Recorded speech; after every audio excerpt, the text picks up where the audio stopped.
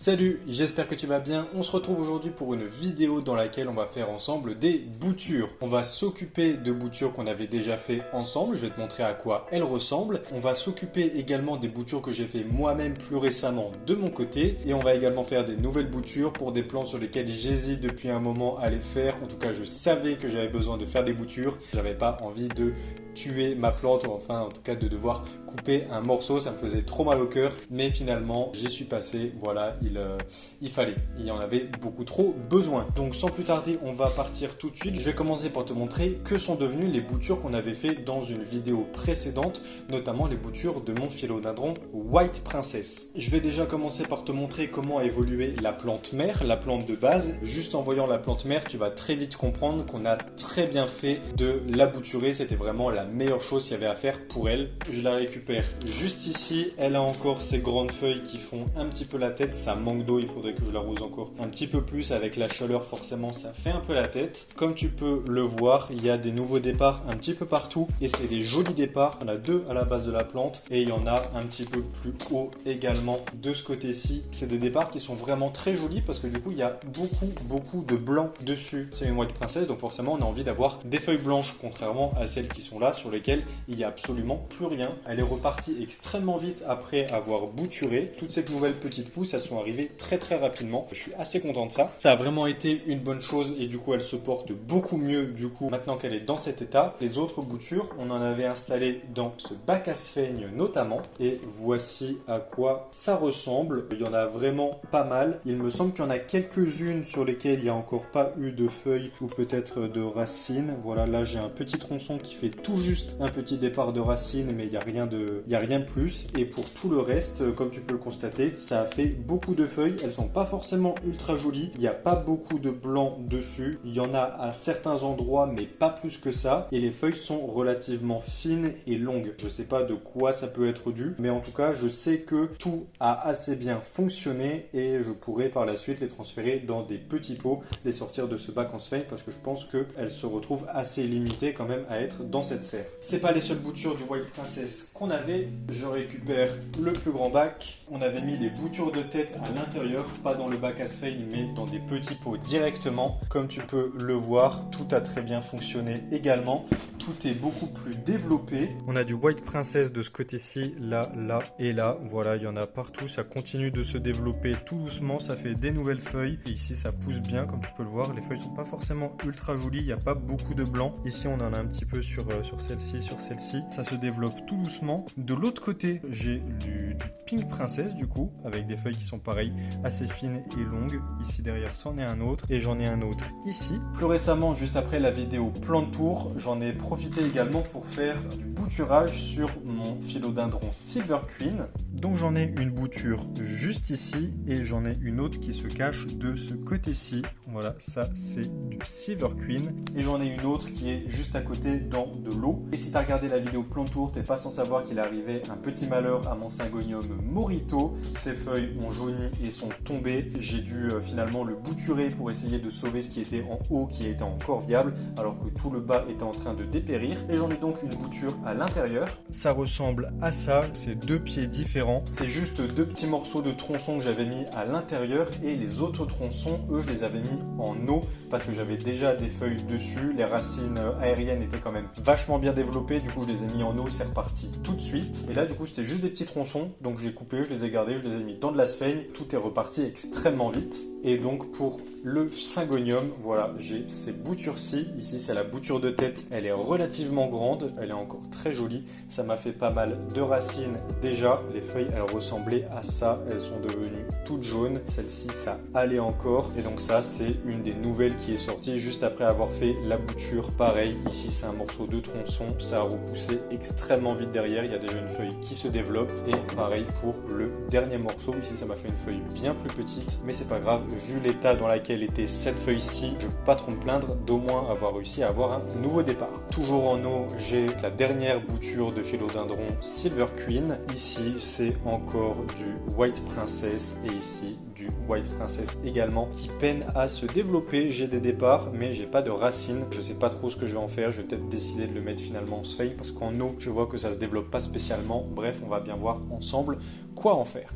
Et enfin, la dernière plante que j'ai décidé de bouturer, je l'ai coupée juste avant de te tourner cette vidéo. Ça m'a fait un petit pincement au cœur, mais ça y est, elle était vraiment beaucoup trop grande. Il fallait absolument que j'y passe. C'est mon philodendron Red Emerald. J'en ai coupé une assez grande partie tout de même. Il est encore très haut. Je pense qu'il fait toujours ma taille à peu près. Je crois que j'ai coupé seulement ce qui dépassait au-dessus du tuteur. J'ai découpé ceci. Ça va me laisser l'opportunité de faire quand même pas mal de boutures. Il y a pas mal de tronçons à faire là-dedans. Je pense que ça va être relativement facile. Il y a juste à constater la taille des racines aériennes et je pense que ça posera aucun souci. Ça va très bien se développer, que ce soit en sphaigne ou en eau. Je pense que ça ira vraiment très vite. Voilà pour toutes les boutures pour le programme du jour. Et on va commencer d'abord par mettre le Syngonium en sphaigne parce que ça fait un petit moment qu'il est en eau. Les racines se développent plus spécialement. Je pense que ça a fait son bout de chemin comme ça. Je vais les mettre directement en sphaigne pour continuer à les développer de cette façon. Je pense que ces pots-ci vont être peut-être un petit peu petits. En tout cas, la plante va avoir du mal à tenir à l'intérieur. Je vais faire les tests. Autrement, je vais passer directement dans les grands gobelets blancs comme ceci. Comme ça, je vais juste les bourrer de sphaigne à l'intérieur et mettre la bouture à l'intérieur. Je pense que ça fera très bien l'affaire. Pas de demi-mesure parce que j'ai plus de pots qui font une taille intermédiaire. Donc voilà, je vais faire avec ce que j'ai. Bien évidemment, je vais foutre de l'eau partout puisque je sors les boutures directement comme ceci. J'ai pas du tout pensé à sortir mon tapis et je vais juste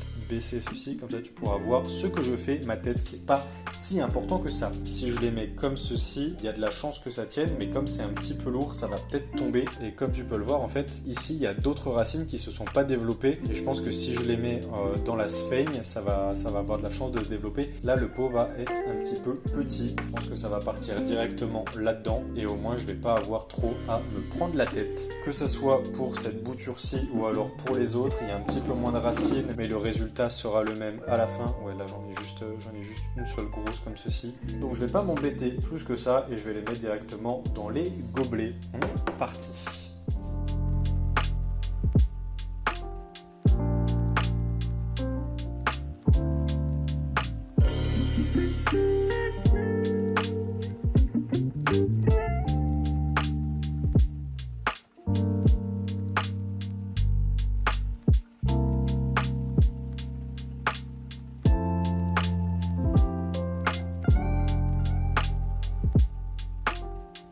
Voilà, c'est fait pour les boutures de Syngonium Morito. Ça n'a pas été bien compliqué, c'est juste du passage de l'eau à la sphaigne. Ça se fait très facilement.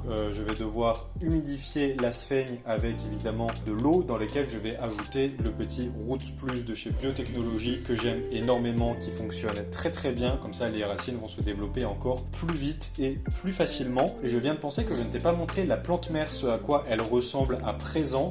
Voilà, elle ressemble à ceci. Elle est quand même relativement jolie, elle est repartie très vite également. Il y a la première tige sur laquelle j'ai fait les boutures, j'ai coupé relativement haut. J'ai pas eu de départ sur cette tige-ci, tout est ressorti depuis la terre et du coup j'ai deux autres pieds qui sont sortis et je commence tout doucement à avoir un petit départ tout en bas de la tige principale que j'avais coupée. J'étais parti avec un seul grand Syngonium Morito, comme tu as pu le voir très certainement dans certaines des dernières vidéos, et maintenant je me retrouve avec 1, 2, 3, 4, 5, 6 pieds de Syngonium Morito, voilà, qui se développe très bien. Ça me laissera l'occasion, une fois que ça sera déjà bien plus développé, de tout réunifier dans un seul pot, mettre un tuteur et du coup d'avoir une grande plante assez fournie. Voilà, le résultat sera vraiment cool, je pense. Je vais laisser les boutures sur le côté pour le moment. Il faudra que je trouve dans l'idéal un bac suffisamment grand pour que je puisse les mettre à l'intérieur, même si j'ai un petit doute, parce que c'est relativement haut, que les feuilles qui vont suivre vont continuer à monter. Donc je ne sais pas, peut-être que finalement je devrais les laisser simplement comme ceci. Ce que je vais faire maintenant, c'est que je vais m'occuper de ces boutures-ci. Je ne sais pas trop encore qu'est-ce que je vais en faire. Celle du Silver Queen, je vais la mettre dans un petit pot. Un dois en avoir un juste là. Ça devrait rentrer pile poil. Je vais le mettre dans ce petit pot dans de la sphaigne. Et pour les autres, je sais pas trop parce que là, du coup, j'ai aucune racine qui s'est développée, mais il y a des pousses. Et pareil, de ce côté-ci, les racines, elles se font vraiment timides, mais ça n'a pas l'air de trop se développer, donc je vais très certainement les mettre dans de la sphaigne aussi. Je pense que je vais partir là-dessus. J'ai encore des petits pots pour ça. Et celui-ci, par contre, je sais pas du tout. Je vais peut-être le laisser en eau, voir ce que ça peut donner encore pendant un temps. Et voilà, on est parti!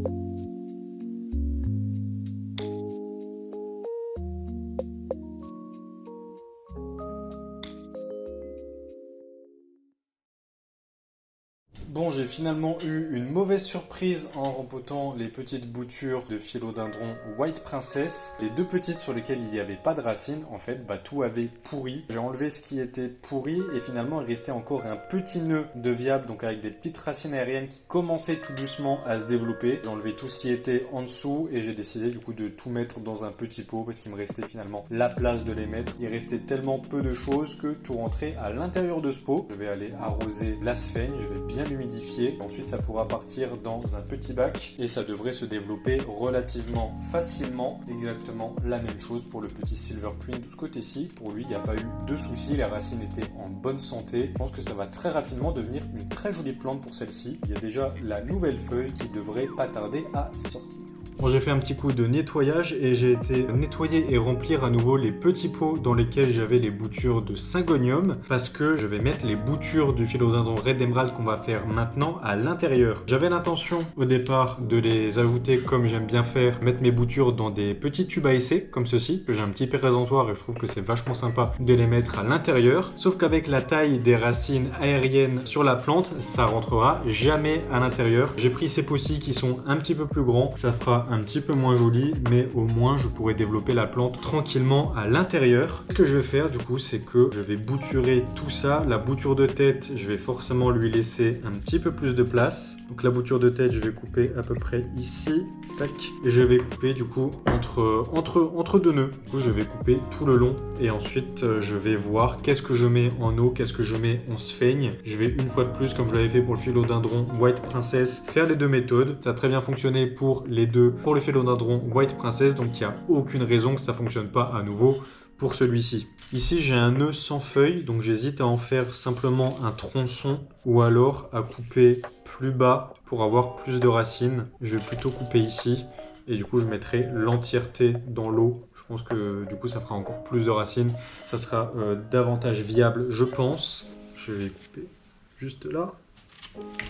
Ici, je pense que ça va être très compliqué quand tu vois la taille des racines aériennes. Heureusement que j'ai des pots suffisamment grands pour les mettre dedans. Je me retrouve donc avec 1, 2, 3, 4, 5 boutures, 6 avec la bouture de tête. Ça fait vraiment pas mal. En termes de bocaux, j'en ai 4, 3 suffisamment grands et un autre plus petit. Donc bouture de tête, j'hésite à la mettre directement en sphaigne parce que ça a extrêmement bien fonctionné les boutures de tête pour le philodendron White Princess. Petite hésitation là-dessus. Je vais la mettre en eau. Tac, est-ce que tu passes ici? Tu passes mais c'est un peu léger. Je vais la mettre là-dedans, ça sera plutôt correct. Comme ceci, hop, je vais baisser un petit peu, histoire que tu vois. Celle-ci, du coup, les racines sont relativement fines, donc ça va pouvoir passer à l'intérieur, je pense. Les tiges avec les feuilles sont encore relativement souples, donc je peux les plier assez aisément pour que ça rentre à l'intérieur des pots. Celui-ci, avec les grosses racines aériennes, ça va partir en eau et ça va partir directement. Les racines, je pense qu'elles vont pousser extrêmement vite. Ça part en eau directe. Ça partira en sphaigne, je pense, parce que je vais pas avoir la place pour que l'intégralité des racines passe dans l'eau. Donc ça va partir en sphaigne pour celui-ci. Et je pense que le plus pratique, ça sera de mettre celui-ci dans l'eau. Donc j'ai mes 4 boutures qui sont en eau. Pour le reste, ça va aller en sphaigne. Je vais les mettre dans des pots, sauf qu'il va me falloir des pots assez grands. Donc une fois de plus, je vais récupérer mes fameux gobelets.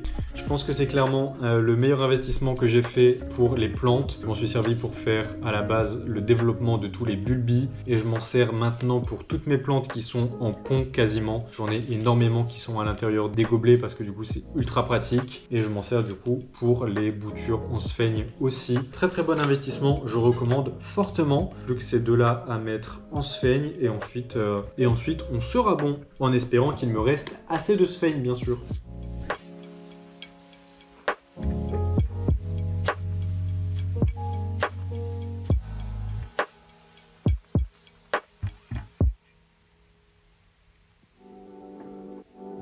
Voilà, toutes les boutures sont faites. En sphaigne, ça rend plutôt bien. Ça va pouvoir aller dans un bac parce que c'est le plus pratique pour faire les boutures, je trouve. Tu mets ta sphaigne bien humide, tu mets tout ça dans un bac. Ça va brasser et les racines vont se développer bien plus facilement que si tu laissais simplement ta sphaigne humide comme ça à l'air. En plus, si tu la laisses à l'air, ça va sécher extrêmement vite. Dans le bac, du coup, avec l'atmosphère humide, ça va favoriser du coup le développement des racines et donc la plante va se développer assez facilement et assez vite, en plus que la sphaigne du coup va rester humide bien plus longtemps. Maintenant je vais récupérer un bac. J'en ai un petit comme ceci et autrement il me reste celui-ci dans lequel je pense que ça peut très bien faire l'affaire. Peut-être pas pour les syngoniums, je pense que quoi qu'il arrive c'est trop haut. Ah, celui-ci rentre à l'intérieur. Voilà, j'en ai un qui rentre à l'intérieur mais les autres c'est tout de suite déjà trop grand. Ça vaut pas le coup de les mettre. Je vais laisser ce syngonium-ci à l'intérieur. Lui, il pourra aller à l'intérieur également tranquillement. Celui-ci aussi. Et tant qu'à faire, tant qu'il me reste de la place à l'intérieur et que dans l'autre, avec toutes les autres boutures, j'en ai plus, et ben je vais en profiter pour ajouter les petites boutures de White Princess et la bouture de Silver Queen. Je referme le couvercle. Et ensuite, on prend son mal en patience. On vérifie quand même de temps en temps que la sphaigne est toujours humide. On vérifie qu'il n'y a pas de moisissure qui se crée parce que forcément, c'est pas fou. Et ça a tendance à favoriser du coup le développement de la moisissure quand même avec toute l'humidité qu'il y a à l'intérieur. En plus de la chaleur, en ce moment, ça devrait extrêmement bien fonctionner. Ça va être un véritable aquarium à l'intérieur. Et voilà, on n'a plus qu'à patienter maintenant, que ce soit pour celle-ci ou alors pour les boutures qui sont en eau. Je suis très content de l'avoir fait. Ça faisait un bon moment que je laissais traîner ça parce que j'avais pas envie de couper mon philodendron Red Emerald parce que j'y tenais énormément, sauf que c'était plus possible, j'avais vraiment beaucoup trop besoin de le couper. Le syngonium, ça a été un petit peu par dépit, j'avais pas vraiment le choix que de le bouturer pour pouvoir le sauver et je suis très content finalement du résultat. Je pense que j'aurais jamais osé le bouturer s'il avait pas perdu autant de feuilles. Ça va me permettre d'avoir une grosse plante à la fin, bien étoffée sur un beau tuteur, ça sera super sympa. Et voilà, je pense qu'on en a terminé pour aujourd'hui. Il me restera quand même des autres boutures à faire, notamment juste ici mon énorme philodendron Scandence qui a besoin d'être débroussaillé. Faut que je le taille absolument. Il y en a dans tous les sens, ça pend, ça grimpe, ça, je sais plus trop quoi en faire et je peux pas trop rajouter de tuteur encore et encore à l'infini sur le dessus. Donc voilà, il faudra passer par du bouturage là-dessus également, peut-être dans une prochaine vidéo. Donc n'hésite pas à t'abonner à la chaîne et activer les petites notifications pour ne pas les rater, bien évidemment, que ce soit une vidéo bouturage ou alors toutes les autres vidéos qui sortiront sur la chaîne. Je te ferai également un petit update, bien sûr, quand tout ça aura évolué, quand il y aura des racines. Ça sera l'occasion à nouveau de faire une petite vidéo dans laquelle on les passera en sphaigne ou alors dans un autre substrat en fonction du développement. Je te remercie de m'avoir écouté, de m'avoir regardé. Prends soin de toi, on se voit très bientôt dans une prochaine vidéo. N'hésite pas à laisser un petit like à celle-ci si jamais elle t'a plu, t'abonner à la chaîne comme je viens de te le dire. Nous on se retrouve très bientôt dans une prochaine vidéo. Prends soin de toi, développe-toi, intéresse-toi à tout un tas de trucs, progresse sur toi-même et d'ici la prochaine, je te dis à plus.